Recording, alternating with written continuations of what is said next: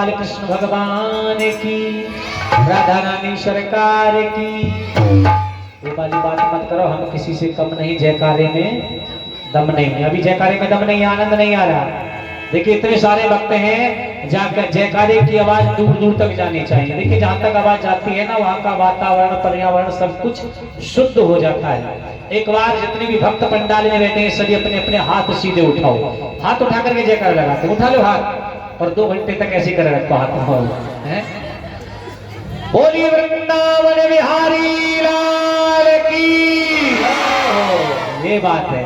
बोलिए रास बिहारी भगवान की जय हो, हनुमान जी महाराज की। वैसे बताऊं, जितनी भी एक कोयल है ना मैया की, कोयल इनकी आवाज आ रही है। और वो जो खड़े हैं ना पीछे, कौन है वो भैया? कोयल है तो पीछे जो खड़े हैं भैया हमारे कौन है? वो कह रहे कौआ। कौआ नहीं है, ये मैया के शेर हैं, शेर। और इनकी दहाड़ में बहुत दम होता है? जो हम अभी तक आवाज आई, ये हमारी जो मैया की कोयल है ना, माता बहन, उनकी आवाज आई। अब शेर भी क्या करें, आधे शेर वहां खड़े हैं, आधे वहां बैठे हैं। और कहते हैं एकता में बड़ा बल होता है। सब माता बहनें एक जगह बैठी हैं, तो जयकारे में कितना दम था, कितना आनंद आया। अब भैया शेर तो तुम बन गए, लेकिन अब मैं क्या कंपटीशन करवाऊं तुम्हारे जयकारे का? अगर कंपटीशन करवाऊं, 4 भैया सामने खड़े और कुछ इधर बैठे हैं, कुछ उधर खड़े हैं, तो जयकारे में दम नहीं आएगा, हार जाओगे कंपटीशन में। इसलिए कंपटीशन कराना सही नहीं है। बोलिए रास बिहारी भगवान की। परम पूज्य आदरणीय गुरुदेव महाराज पंडित प्रदीप किशोर शास्त्री जी के मुखारविंद से कथा का श्रवण पाठ करेंगे। श्री राधे, जय श्री श्याम।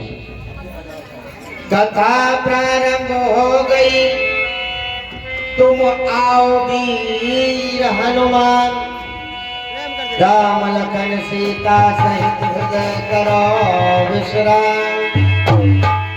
आइए भागवत जी का सबसे सर्वप्रथम श्लोक, जो भागवत जी का सबसे सर्वप्रथम श्लोक है, बड़ा सुंदर।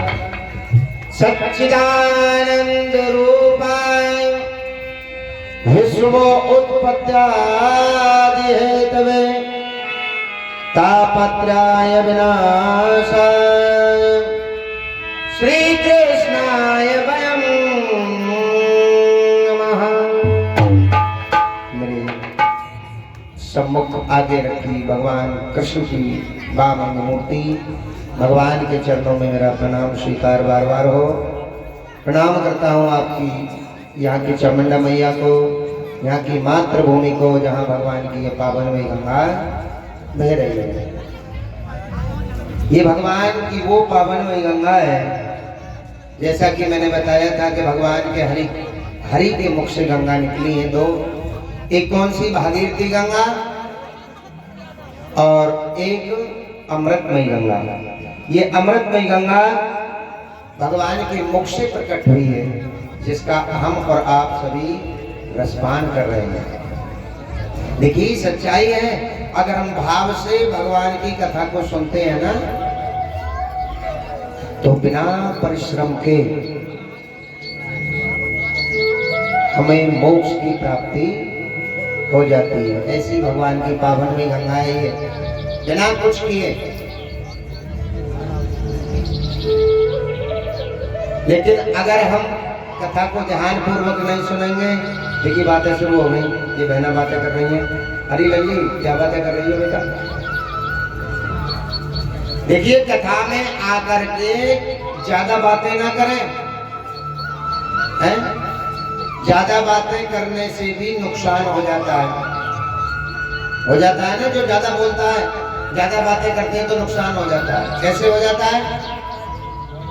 कथा में प्रवेश करेंगे, मैं छोटी सी कथा सुना रहा हूँ, नुकसान कैसे हो जाता है। 3 तोतले थे। कौन? तोतले। कथा में इसलिए सुना रहा हूँ कि बातें जो करती है माताएं, ज्यादा नहीं बोलना चाहिए।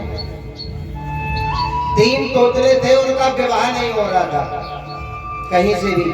बड़े सुंदर लड़के थे, बड़े सुंदर देखने में, पढ़े लिखे, सुंदर भी बहुत, लेकिन विवाह नहीं हुआ उनका, क्योंकि बोलने में तोतले थे। जब भी कोई आए तो वो बोल जाते थे, तो लड़की वाले चले जाते थे, भैया तोतले हैं लड़के। तो अब उनके पिता बोले अपने बच्चों से कि बेटा आज तुम्हारे देखने वाले आ रहे हैं और देखिए मैं तुम्हारे हाथ जोड़ रहा हूँ, तीनों में से कोई से बोलियो ही मत, अगर ना बोलोगे तो तुम्हारा विवाह हो जाएगा। बोले ठीक है पिताजी, बोलियो ही मत। बोले ठीक है। अब लड़की की तरफ से बेटी वाले आ गए। अब बेटी वाले जैसे ही आए और आकर के लड़कों पर नजर डाली तो बोले भाई लड़के बड़े सुंदर हैं। बन गई बात, मन में सोचने लगे बेटी वाले, बन गई बात भैया। कहाँ गए समधी साहब? अब तो समधी कहने लगे, कहाँ गए समधी साहब? बोले हाँ जी, देखो चाय नाश्ता बाद में करेंगे, पहले तुम टका रुपया ले लो, यानी सिक्का ले लो। बोले अरे नहीं भाई बिरादरी की बात है, पहले चाय नाश्ता करो, भोजन करो, उसके बाद देखी जाएगी। बोले नहीं भाई बाकी बात बाद में करेंगे, लड़के हमें पसंद आ गए, बहुत सुंदर हैं, चलो पक्का करो। अब पिताजी बोले लड़कों के कि नहीं ऐसे बात नहीं बनेगी, पहले चाय नाश्ता करो, भोजन करो। बोले जैसी तुम्हारी इच्छा है। अब जो बेटी वाले थे बार बार लड़कों को देखे, यार लड़के बड़े सुंदर हैं, ओ विवाह तो पक्का हो गया समझो। अब वो लड़की वाले खाना खा रहे थे, अब वो तीनों तोतले जो एक साथ बैठे अलग, पिताजी ने कह दिया बोलना मत, तो चुपचाप बैठे। अब कुछ देर बाद हुआ क्या, कहीं से एक चुईया निकल करके आ गई। जब चुईया निकल करके आई और चुईया आए और बार बार चावल का एक दाना ले जाए, बार बार आए एक दाना ले जाए, बार बार आए एक दाना ले जाए। अब तोतले बैठे बैठे देख रहे हैं, यार अगर ना बोलेंगे तो चावल की बोरी खाली हो जाएगी, हैं? ये तो धीरे धीरे सभी ले गई, अब कैसे करें? अब बेटी वाले खाना खा रहे हो वहीं, तो पहला जो छोटा वाला तोतला था वो बोला अपने पिताजी से कि देखो देखो पिताजी टुईया आ गई, टुईया। अब लड़की वाले बोले यार ये तो तोतला लग रहा है लड़का।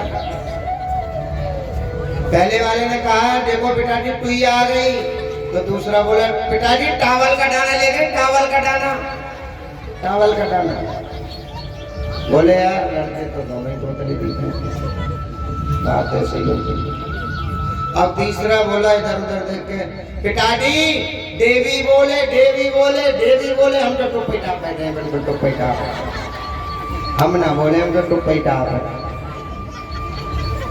अब लड़की वाले बोले समधी साहब हमारी तुम्हारी राम राम, भाई हम बेवाली करेंगे, हमें तो यही पता नहीं कि लड़के तोतले हैं, बोले तो पता चले। अब उनके पिताजी बोले डंडा लेके आए और डंडा एक धोरे से मारना शुरू कर दिया। अरे कमीनो अगर तुम नहीं बोलते तो तुम्हारा विवाह हो जाता।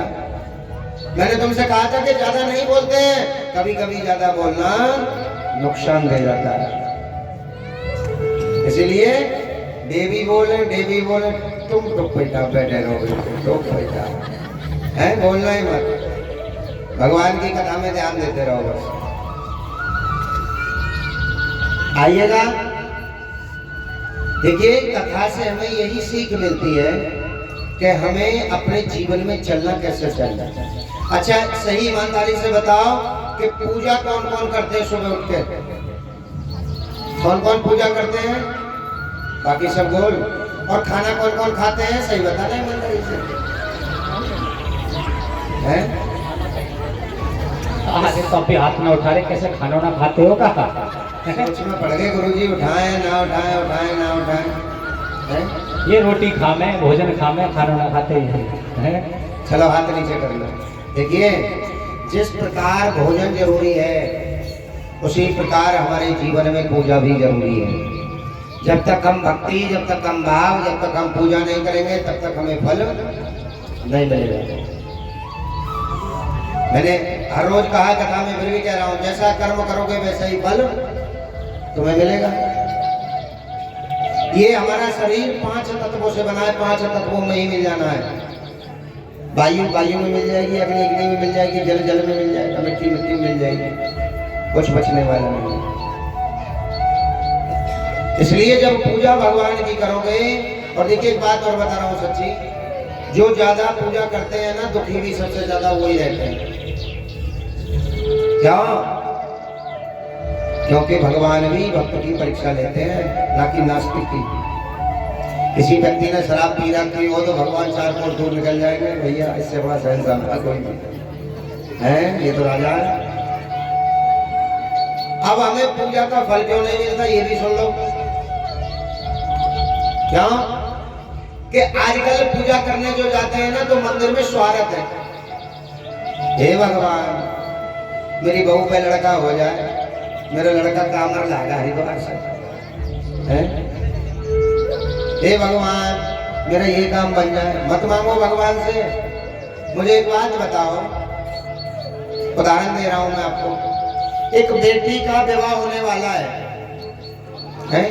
बारात को 10 दिन रह गए हैं आने के लिए। अब बेटी अचानक बीमार पड़ गई। डॉक्टरों ने कहा 10 लाख रुपए लगेंगे बेटी को बचाने के लिए।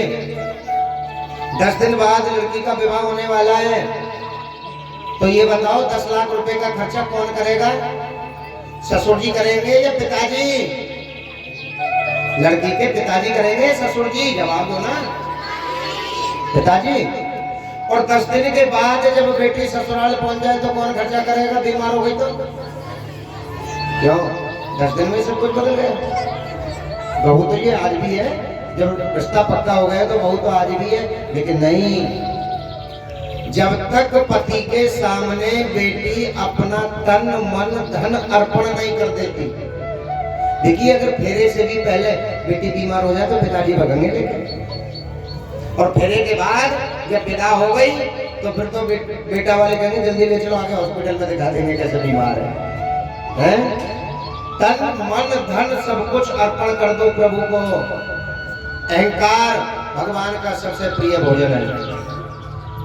जो भक्त अहंकार दिखाते हैं ना, पैसों का अहंकार, धन संपत्ति का अहंकार, सुंदरता का अहंकार, उन्हें कुछ मिलने वाला नहीं है।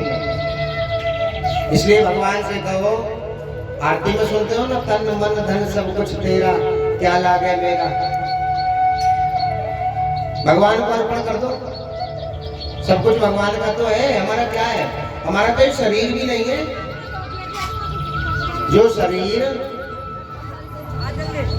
ये भी साथ छोड़ करके चला जाता है। बोले गोविंद भगवान की। अच्छा सही बताओ, अन्न कौन कौन माताएं लेके आई? हाथ खड़े करो। नीचे में फिर भी गोल हो रही है, बाद में आई है तो 2 दिन की कथा हो गई, पता तो चल गई होगी कि अन्न का लाना बहुत जरूरी है। आइएगा भगवान की कथा में प्रवेश करें और कथा सुनाते हैं राजा परीक्षित के जन्म की। देखिए राजा परीक्षित जो हमने बना रखे हैं वो दिनेश जी हैं। कहाँ है दिनेश राणा जी? कहाँ गए? दिनेश राणा जी कहाँ गए? परीक्षित महाराज सबसे पीछे बैठे जाए।